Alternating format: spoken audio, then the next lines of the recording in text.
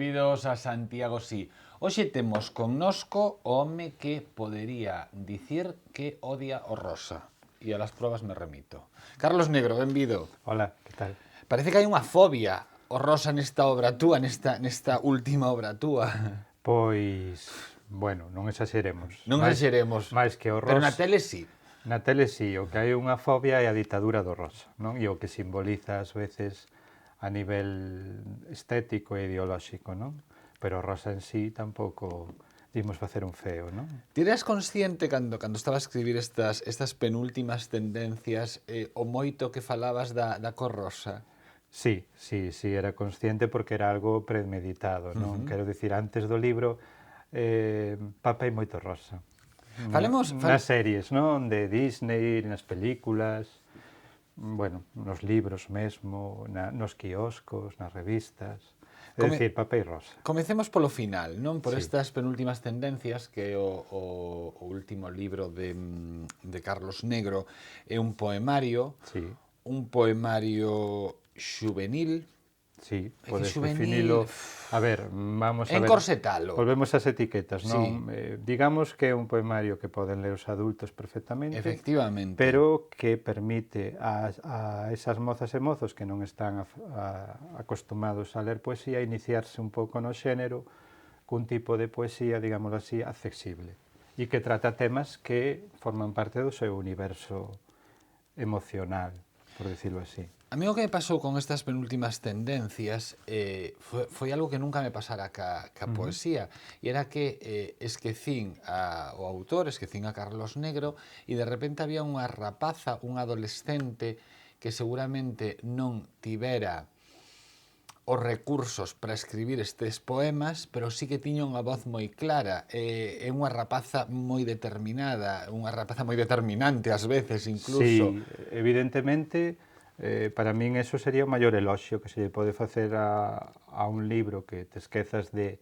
quen está detrás como autor. De que está un home aparte. De que está un home neste caso, e que tiven o atrevimento, ou non sei se definilo así, de poñer a falar a unha moza de hoxe en día, coas súas contradicións, cos seus estereotipos, e un pouco buscarlle unha fenda, unha vía de saída para ao final do que fala penúltimas tendencias é da ansia de medrar e de buscar unha fenda de liberdade, non? De que non nos digan todo o que temos que facer, todo o que temos que pensar, todo o que temos que vestir, e un pouco fuxir deses estereotipos que veñen dados polo mundo da publicidade global, que na que estamos todos metidos, e tamén os adultos, non? Supoño que tamén é un exercicio de simplificación este libro, de documentación, porque ti tes que saber a realidade, non podes escribir sobre unha moza según o ideal que ti tes dunha moza de 14, 15, 16 anos. Non, porque me equivocaría. Porque te equivocarías, pero vamos, primeiro non podemos reducir todas as mozas a unha moza, non? Nun libro, evidentemente, simplificas e escolles un determinado tipo de voz, non? E entonces tens que ser coherente con esa voz. Obviamente hai un traballo previo de investigación, de escoitar as mozas, pero tamén de, lo que che digo, de catar a linguaxe esta do universo do consumo, da publicidade, da moda, das revistas para poñerse guapa, da superpop, das películas daquela de Crepúsculo. Sí, non? É dicir, eu pasei no ben, aínda que me vían un pouco como un fric en determinados momentos lendo certas cousas que non parecían adecuadas para un profe de 40 anos. Que tiveches que ler?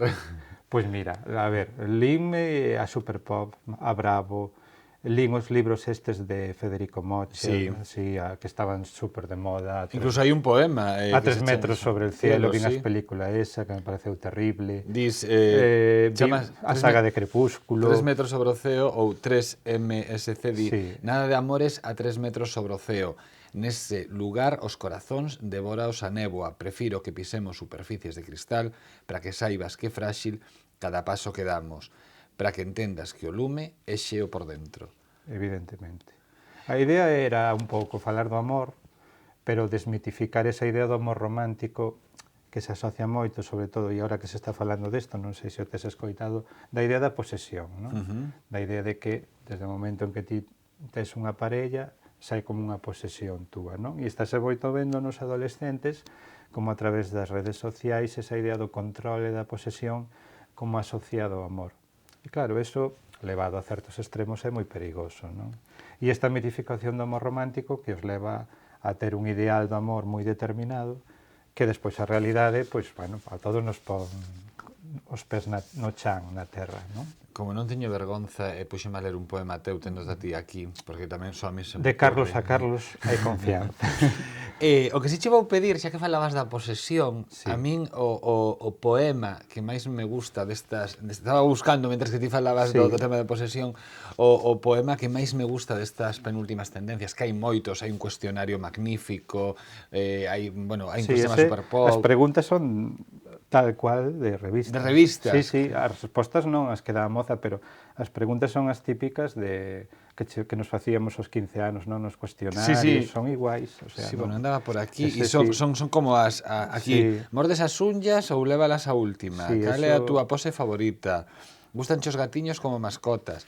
Pois ia che pedir que leras Tatuaxe, que me parece un Sí, texto magnífico. Mira que como temos empatía, porque traía o aquí, ves, marcado. Marcado Tatuaxe. Ou 5 razóns polas que cortaría contigo o Sí. tatuaxe, pero o de tatuaxe precisamente falaba deso, non? Un pouco de o amor maravilloso, pero non queiras marcarme o futuro, definilo con 15 anos que vou ser para sempre, eterno.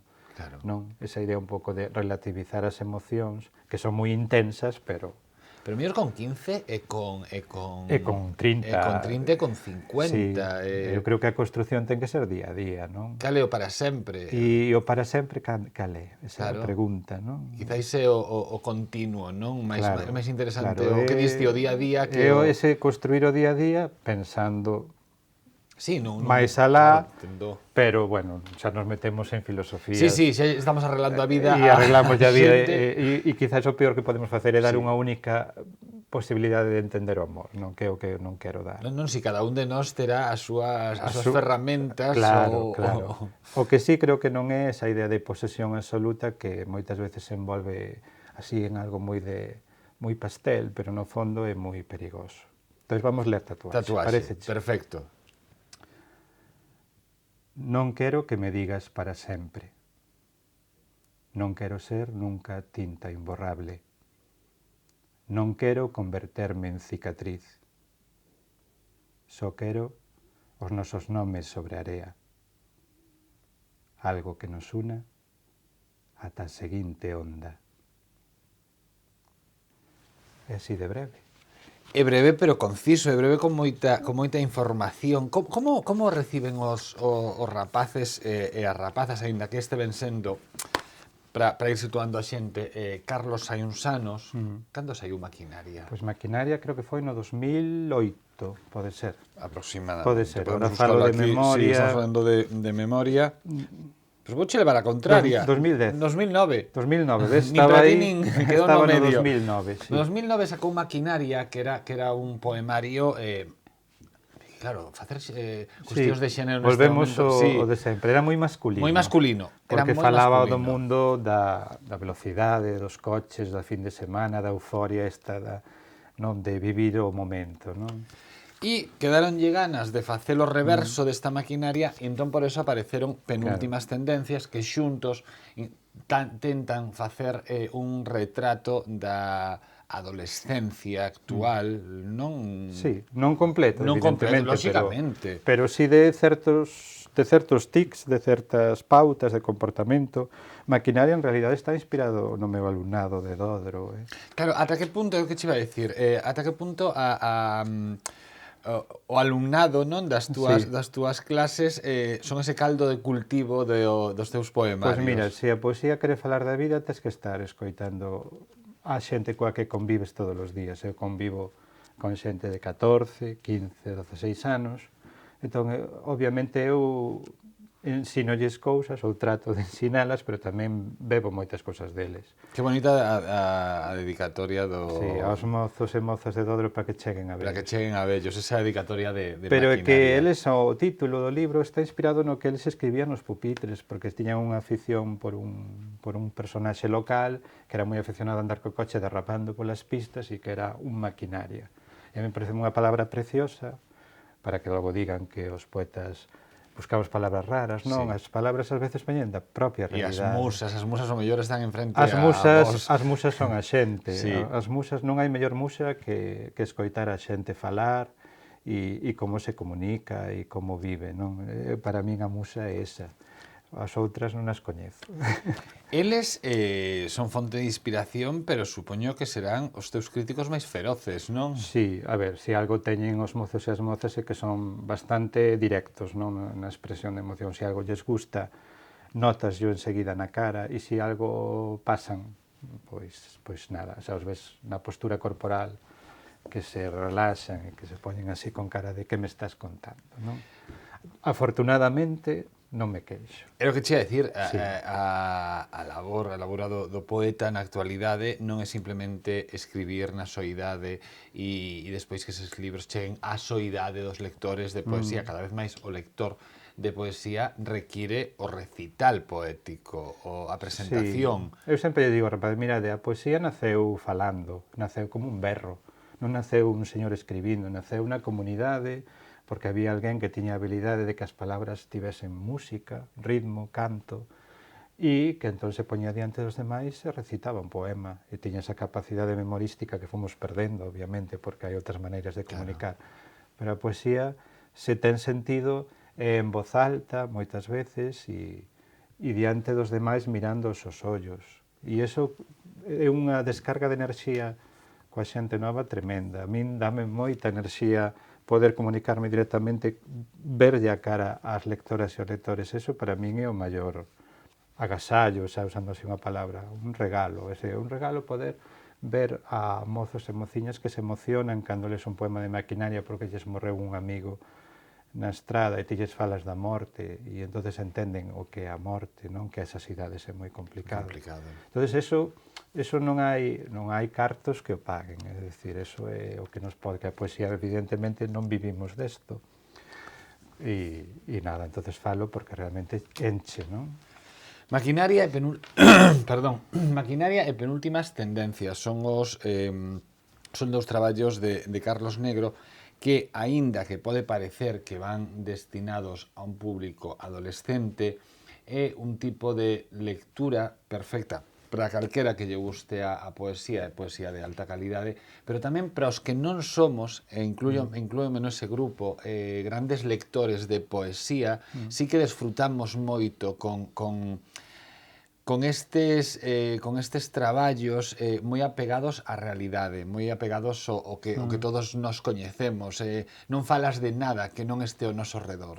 Claro, a ver, é un intento consciente. A ver, eu, por suposto, non quero negar que ten que haber unha poesía xa para lectoras e lectores formados, non? No, Que como son hai un tipo de novela, como hai un tipo como de hai ensayo, películas como complexas e películas efectivamente. de palomitas, Sí. non? Pero Tamén hai, que eu penso que tamén Maquinaria pode estar facendo un símil cas películas ou con algún tipo de literatura.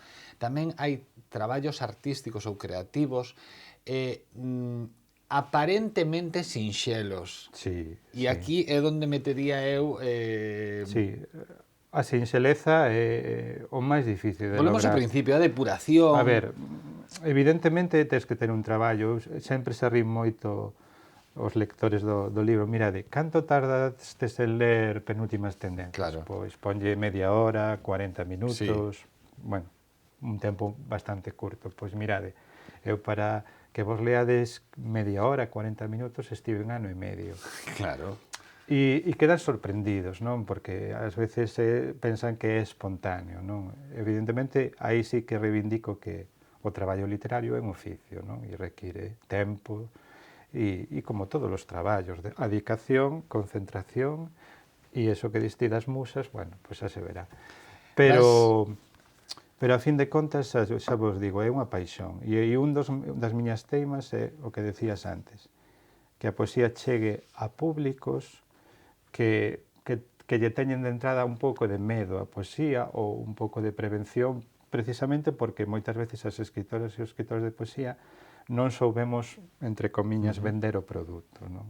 Bueno, que como o que falábamos antes, como en todo ten que haber un amplo abano de posibilidades para o lector. Vas seguir por esta fenda? É difícil sabelo. Evidentemente, se Maquinaria non tivera éxito, probablemente non habería penúltimas tendencias. Claro. E a mellor no futuro, se vexo outra idea, outro universo temático que vexa que ten interese tratar, pois non o nego, non? Agora mesmo, a medio prazo non teño unha idea ninguna de facer unha triloxía, Unha non? triloxía, non? Pero O teu traballo está indo por outros... sí, a poesía sempre para min é un xénero no que me sinto moi cómodo dentro da incomodidade que supón escribir desde a subjetividade absoluta, non? E de que te expós moito, pero, bueno, xa se verá. Esperemos, tampouco vamos a desvelar todo. Non, que hai que ir traballando para sacar cousas novas. Imos facer un pequeno parón nesta conversa con Carlos Negro. Estábamos a falar de penúltimas tendencias e maquinaria. Facemos un pequeno parón e despois seguimos a falar con el do demo. Libraría Couceiro, no corazón de Compostela. 5 plantas cunha ampla oferta para todo tipo de públicos. Literatura infantil e galega, guías de turismo, novidades en español... Dispoñemos dunha sección con numerosos exemplares en oferta. Na Praza de Cervantes, Libraría Couceiro. Hoxe en Couceiro decidimos innovar. Sentámonos nestas mesas onde xa pasaron unha chea de persoeiros, de xente relacionada ca literatura, case en todos os ámbitos nos que se poda imaginar algo recollido en palabra escrita, non, María? Pois sí, a verdade é que sí.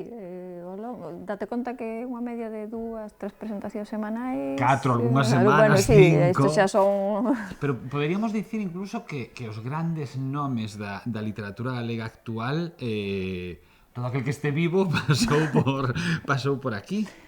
Bueno, pois eu evidentemente non vou dicir todos nin casi todos, pero sí é certo que moitos si pasaron. Se non quedamos mal, porque se nomeamos a 2 van quedar... É certo que pasaron moitos. Sí, parte ou a gran maioría, ou unha magnífica selección do que é a literatura galega actual pasou por esta librería para presentar os seus últimos traballos. É algo que vai continuado. E tamén xente nova, xente que está... Sí, que publicaba por primeira vez. E que publica por primeira vez, escolle Couceiro para facer as súas presentacións. E a verdade é que esta casa, non o vas a dicir ti, pero digo, sempre ten as portas abertas. Sí, nese sentido, o sea, a nosa idea desde o principio foi que calquera que quixese. De feito, se nos coñece por literatura galega, pero facemos presentacións tamén de libros en español, pero quero dicir que a nosa idea desde sempre foi estar abertas a todo o mundo. Pois isto é unha casa de literatura aberta a todo o mundo que queira vir consultar e que queira vir tamén presentar o que está a facer aquí na librería Couceiro, Praza de Cervantes, en casco histórico. Eu moitas veces os utilizo de referencia tamén, cando teño que dar unha sinalización a alguén, claro, pero en Santiago onde, digo, sabes chegar, por exemplo, para chegar al correo, non? Moita xente xa sabe onde está o correo gallego ubicado, lóxicamente, no pregunteiro, pero tamén, si máis ou menos, pero como, sabes chegar a librería, a Praza de Cervantes, a librería Couceiro? Pois sigues recto. Continúas para baixo. Imos falar de literatura e non de ubicacións xeográficas. Comezamos logo. Cas Crónicas de Landereina, Feitizo de Sangre. É a segunda parte dunha triloxía, o primeiro fora Bagua de Sangre. Sí, Bagua de Luz. Iba a dicir Bagua de Sangre, Bagua de Luz. Xa me confundí. Bagua de Lúa. Bagua de Lúa. O primeiro Bagua de Lúa, pero foi un exitazo. Pero foi un exitazo, a verdade que sí. E agora sae a segunda parte desa triloxía. Landereina é un reino no que conviven, pois mira, desde druidas a amazonas, a nanos, e por riba está atravesado por un bosque no que viven centauros.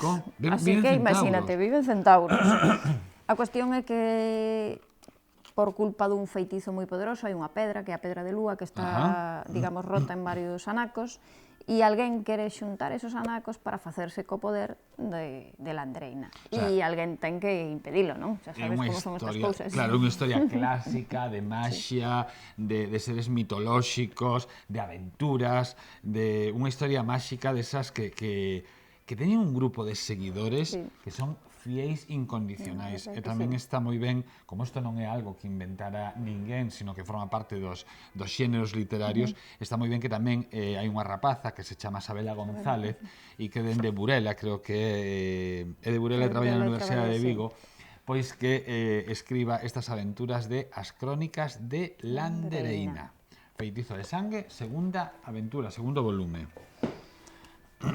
E agora temos un premio, ou é un dos premios máis importantes de literatura infantil, verdad? Din que é o premio máis Pois- importante de literatura infantil e juvenil. Pois o Premio Lazarillo 2014 foi para María Solar, con este libriño que traemos hoxe, que é o meu pesadelo favorito.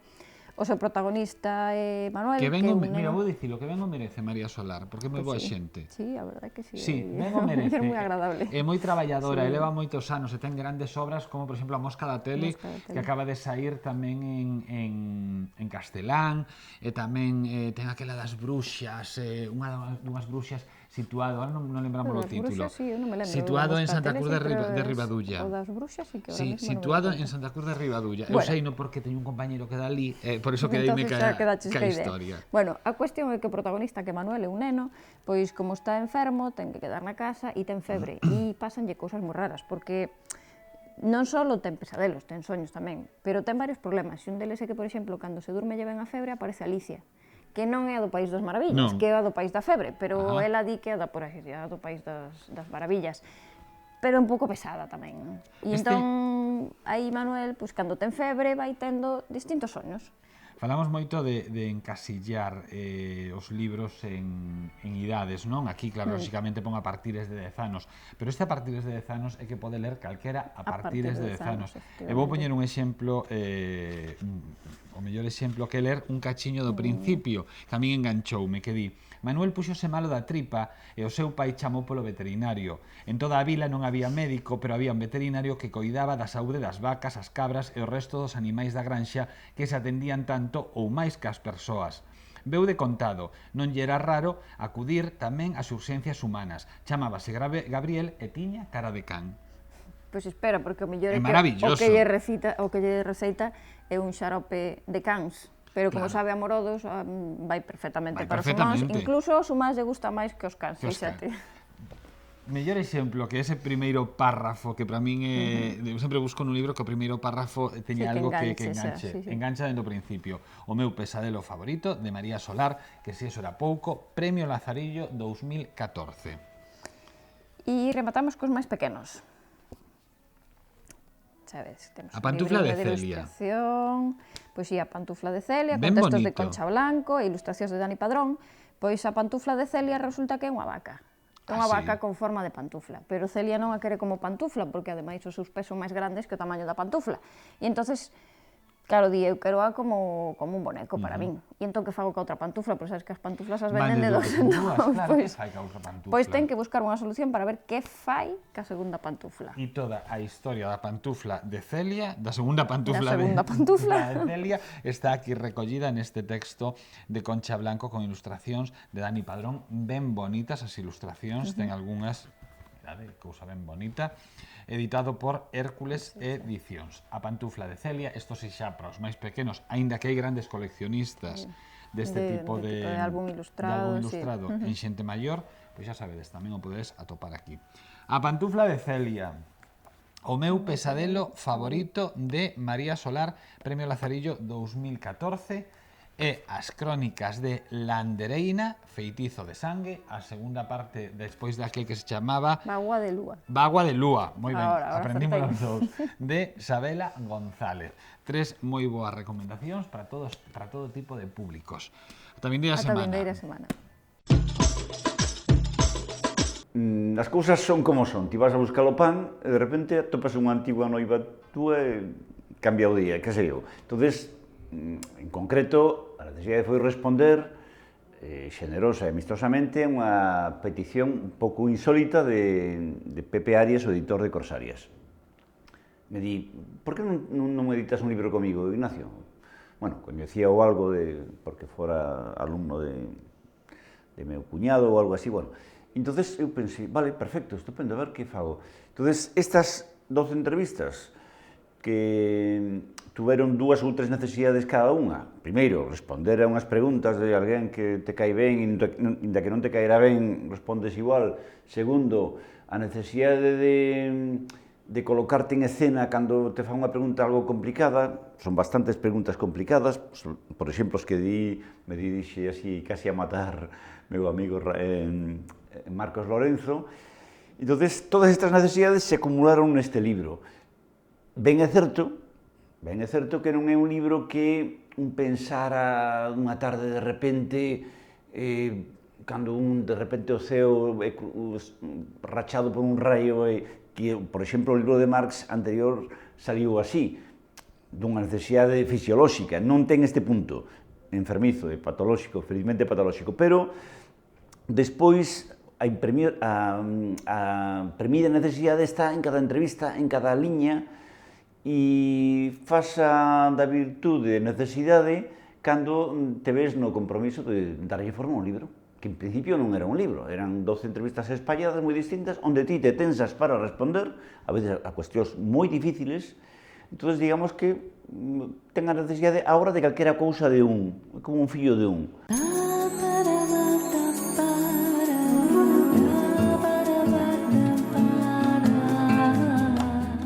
É un libro antiindividualista, é un libro que clama contra o individualismo do noso mundo socialista, do noso mundo conservador. Por que? Porque estamos rodeados de xente moi distinta, pero que teñen con moita frecuencia en común unha blindada individualidade ultraconectada, pero que casi nin Dios se sae do seu pequeno eido, do seu localismo semiparanoico, da súa pele, da súa ideoloxía máis ou menos coherente co que sempre dixo. Entón, un está contra eso, e querería abrir o mundo, abrir os lugares, os eidos, as localidades e as persoas para que se conecten e que sexan máis individuais. Como se é máis individual? Descendendo ao fondo común, ao fondo da sombra común que nos habita sempre. Esta encarga que non ten nome propio.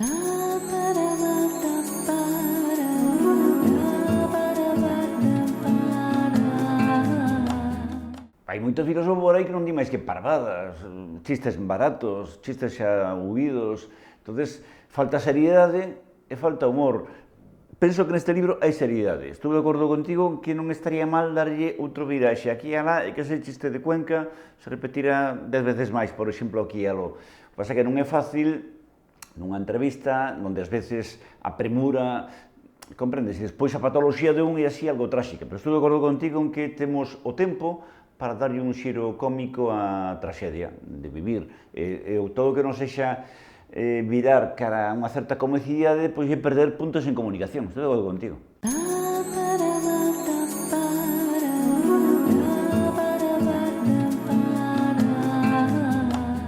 Teño boa relación coa televisión.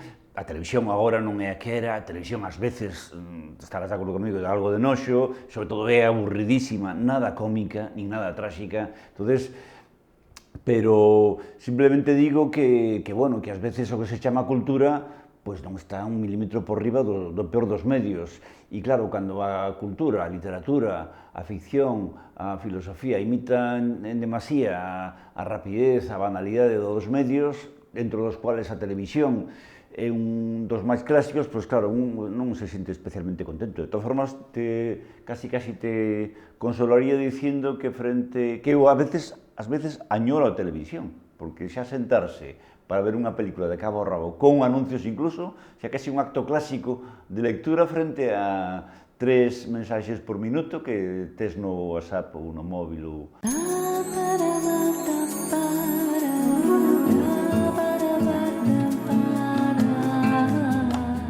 E a veces o telediario é bastante basura, francamente. Diga o que diga, está basado nunha historia real, pero claro, tan largamente basado.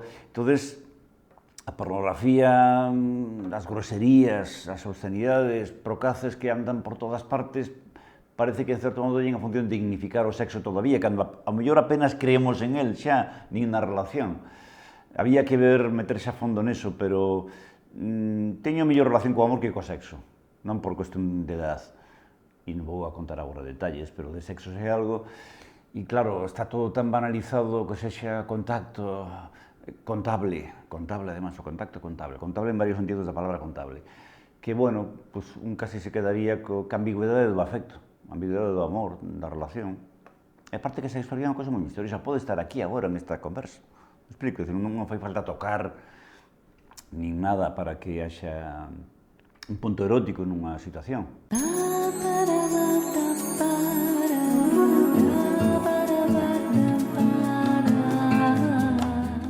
Ten unha función delabativa a información. Eu abro o telediario, porque chego a casa cansado e agora vou comer, poño o telediario outro lado da sopa, que en principio unha boa idea, pero claro, a cantidad de catástrofes, desastres e tal, que ou ben me escandalizo, digo, nena, apaga a tele, prefiero os Simpson, que son suaves, ou ben, se sigo as noticias, automáticamente a miña vida é normal ante eso. 3 rapaces devorados nun zoolóxico de Caracas. Mata a súa muller e os 3 fillos e ao can por non sei que. Joder, despois de 20 minutos así, pois comprendes o que se dixo algún día, que a información ten unha función psicolóxicamente blanqueadora do malestar. A miña vida é regular, a miña vida vai regular, a miña vida está chea de sombras. Claro, despois de abrir e pechar o telediario, vaime con Dios, porque todo é normal, incluso hasta medio aburrido. Entonces, os mamuts informativos, esta constante inyección de catástrofes e medos, teñen unha función psicolóxicamente complexa e, en boa medida, blanqueadora do malestar do individuo. A xente se volvería tola se non abrira as catástrofes diarias, que me liberan a min das miñas. Nunca minto, excepto cando as circunstancias o requiren, porque ao final son humano como todo o mundo, Carlos. Estamos a hablar con Carlos Negro. Eu dicía antes de facer este pequeno parón que íamos falar do Demo ou de A Belcebú, que foi un libro que xa sacaches hai uns anos. Este libro xa é do... Sí, os libros... Do 2010, dai 5 anos xa. Sí. A verdade é ese sí que é un libro, digámoslo así, diferente, non heterodoxo. Ti dicíasme, e isto bueno contar porque se pode contar antes de comenzar o programa, que fora dos libros nos que mellor o pasaches traballando. Claro, porque para min isto naceu como unha especie de xogo privado, é dicir, eu lembro que era un libro de Ambrose Bierce, que era Dicionario do Demo, non? Sí. E era un libro do século XIX sarcástico, duro, que eran as definicións do dicionario, pero con ese toque así de burla absoluta, non? Entonces, un día, na casa, así, empecé a facer, digo, vou facer algunhas definicións satíricas adaptadas ao noso tempo. Ao noso tempo. E empecé cun xogo facendo 10, 15, 20, e aí quedaron. Pero despois dime conta de que aí había unha maneira de soltar toda a vile, todo o humor que eu levaba dentro e que estaba descubrindo que tiña, e entonces dixen, pois vou coller o dicionario Xerais, ese laranxa, ortodoxo de toda a vida, e vou ir vendo palabras que me suxiran algo, e pouquiño a pouco, así en calquera sitio, porque claro, facer definicións de dicionario podes facelas pola rúa pensando, ou podes estar no coche se ocorreseche algunha indo para o traballo. Entonces iba anotando definicións e despois na casa traballaba un poquinho máis con calma e perfilaba esas definicións. Pero sempre a idea era sentido do humor, espírito crítico e un pouco de no sense, así absurdo, non ás veces tamén. Cantas palabras? Chegaches a contar a cantidade de... Un día dixen, teño que contalas, pero eu calculo que debe haber polo menos 3.000, 4.000 palabras. É dicir, Sachei nos Xerais. Nun tempo no que ás veces cuestionamos a presenza dos que veñen de fora a nosa terra, gustame moito a definición de estranxeiro deste A Belcebú. A Belcebú está editado por Positivas, que di estranxeiro, espello da diferenza. Sí, ás veces xa che digo, son así breves, non? Como pan, un toque e nada máis. Outras veces expándome. Decir... Estúpido, potente en ignorancia. Gústame moito. Claro. Vou empezar a utilizalo. Podo decir unha cousa?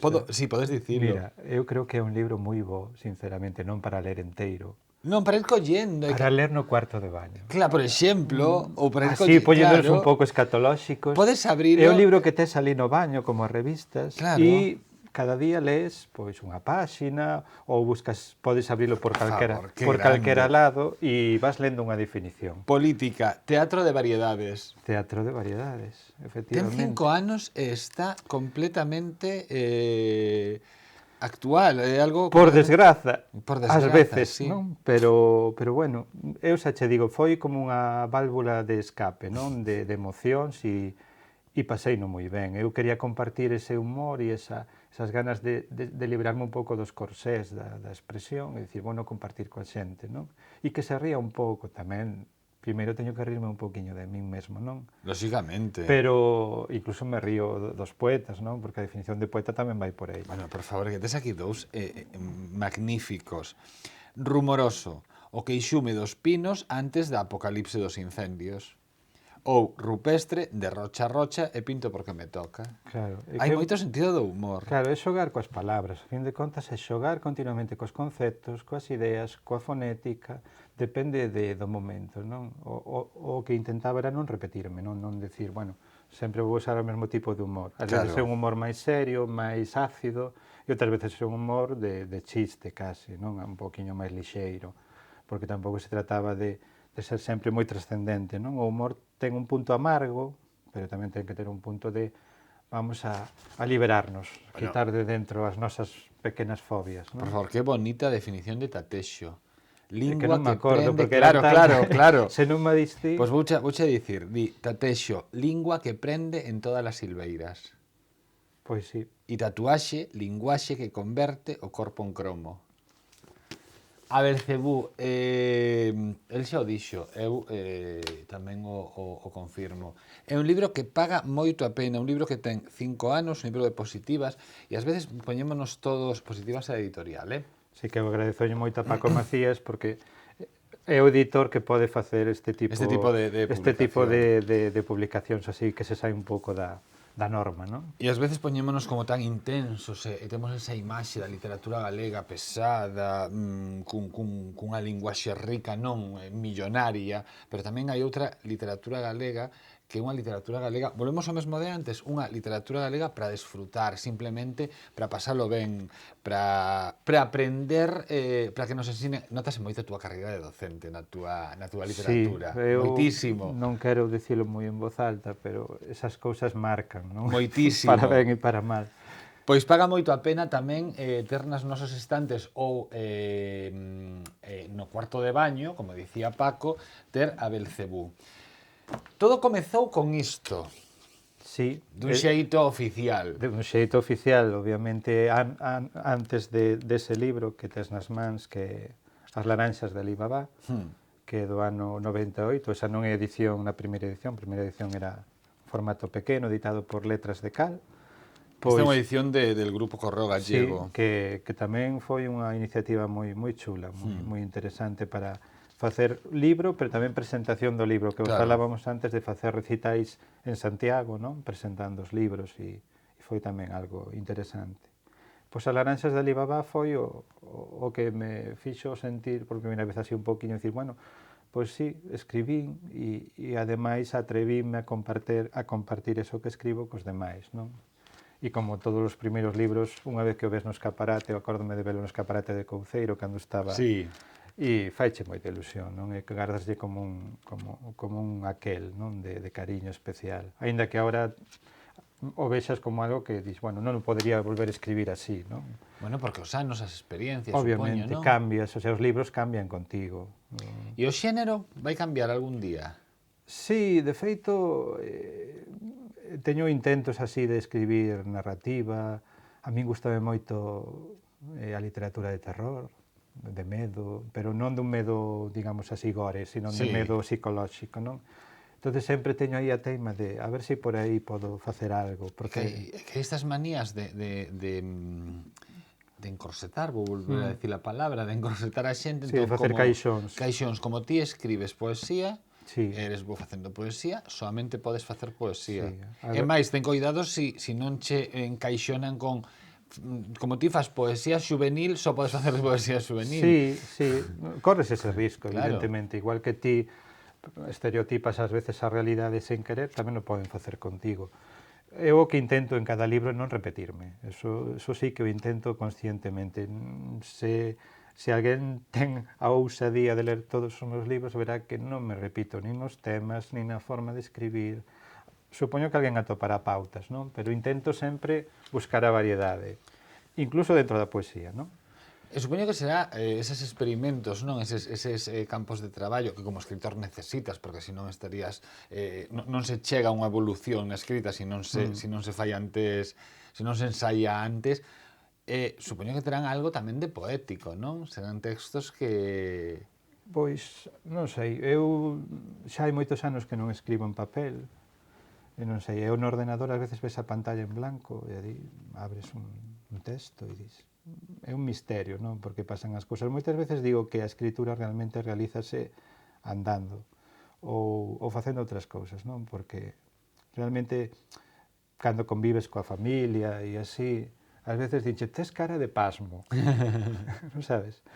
E eses momentos en que tes a cara de pasmo, de pasmón, que estás así como un pouco abstraído, que che falan, pero colles as cousas así a mitad, ese é un momento máis delicado para min da escrita. Eu, o que pasa que acaba de virme a cabeza agora e tocouche a ti, e como che tocou a ti, valo escoitar ti. Non me gusta nada que os escritores de hoxe en día escribades todo en ordenador, porque o día de mañá, cando monten unha exposición sobre o vosso traballo, a mí o que máis me gusta é, pois, de repente... A caligrafía. A caligrafía. Víase, por exemplo, na Fundación Cela, cando están os manuscritos de La Colmena, ou... Sí, eu aí recoñezo que... Claro, e o día de mañá non vai haber nada. Que con respecto aos clásicos perdemos. Un disquete. Perdemos, claro, ni siquiera un disquete, digo, porque terás todo colgado na nube. Claro.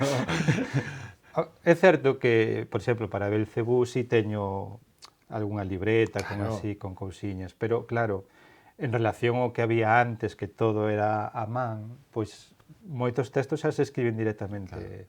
Non teñen formato físico, simplemente cando... Pero bueno, por lo menos seguide tomando notas sí, eso sí, a ver, eu teño sempre un cuaderniño por aí, notas hai. Non vaiades co... No, eu non cheguei a ese extremo, non? É dicir, eu a min gustame de vez en cando recuperar o sentido do tacto da caligrafía sobre o papel, pero recoñezo que, claro, hoxe como andas a mil cousas, en todos os lados, ter un Google Docs aberto e poder editar o texto e meter algo en calquera sitio sin ter que andar con nada na man é maravilloso. É dicir, a tecnoloxía pode axudarnos moito, perdemos quizáis algo de romanticismo. Sí, de romanticismo. Al final é algo romántico. É algo romántico, non? Pero tamén é certo que tampouco hai que ser tan pesimistas, porque fíxate os libros que se fan hoxe, que ás veces dis, bueno, podo ler en formato electrónico, pero hai libros que che piden... xa che entran polos ollos, que eres mercados. Eu penso que isto xa contei moitas veces, pero como xa son como el abuelo Cebolleta e acabo repetíndome. Bueno, tamén me pasa a mí. Eu son lector de libro electrónico, pero se me gusta moito o libro, o compro en papel. E non me digas... O sea, o teño en electrónico, pero se me gusta moito, merco en papel. Nós ahora tamén temos na casa o e-reader, non? E tamén hai algúns textos, pero despois, cando che gusta o texto, dices, ai, como me gustaría telo... En papel. En papel, porque, non sei... Non é o mesmo. Non sei se é o mesmo, pero vamos a deixar que non nos gusta ese toque. Para ti e para mí, que xa somos dunha xeración que non ten nada que ver ca xeración da que fala maquinaria e penúltimas tendencias, a nos gustanos. Non é o mesmo. E o álbum ilustrado que se fai hoxe en día... Sí, non é o mesmo que é unha maravilla, pantalla. É unha maravilla. Os libros que se editan agora de álbum ilustrado ou de banda deseñada. O de deseñada, maravillosos. Eso non hai electrónica que de momento lle dé ese toque. Deixo que marches lendo que ti queiras. Pois... Parece un taur que estou aí. Sí, agora posme nun compromiso. Sí. O que ti queiras. Posme nun compromiso. Vamos a hacer unha cousa. Vamos a definir a palabra, xa que falamos, que é o noso instrumento. Entonces vamos a Belcebú. Aparte temos que reivindicar Belcebú. Hai que reivindicar a Belcebú. A literatura de Carlos Negro. Para que vexan que os poetas... Pero tamén temos un toque así... demoníaco. Pois cando queiras. A palabra. Esta é un poquinho máis longa, pero creo que pode ser un bo remate para esta charla que te agradezo tanto porque foi moi agradable. Moitas grazas. Palabra. A de honor remata en traizón. A de matrimonio en divorcio. A de Deus en castigo. As boas vólvense falsas. As medias, mentiras. As maiores, ofensas. Aprender a dala leva tempo. Saber mantela custa caro. Cumprila sempre non cae do ceo. Para medir ben o seu alcance, usando ao dereito, hai que arrincar pedras cos dentes, dirixíndonos aos demais sen que se nos perda o fío, sen retorcer a mantenta o significado, sen deixar o interlocutor con ela na boca. Pero o que máis dá que tecer, o que leva unha xeira, é fuxir daqueles que pretenden quedar sempre coa palabra derradeira.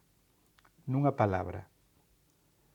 Carlos, sexan vostedes xente de palabra, fuxan dos que non a teñen, e se non atopan nada interesante que decir, non digan nada. Pois non temos nada máis que dicir, máis que agradecerlle a Carlos Negro a súa presenza falándonos da súa literatura. Carlos, 1 millón. Igual, Carlos, foi un placer. Moitas grazas por facer un oco nas súas clases, porque Carlos realmente é un home que vive da docencia, por facer un oco e vir ata aquí a falar con nós. Se non o coñecían, isto é o que fai Carlos Negro e pagan moito a pena. Se xa o coñecían, agardo que esta conversa lles axudara a admiralo máis. Hoxe tivemos connosco a Carlos Negro, aquí en Santiago, sí, en Correo Televisión. Sexan moi felices.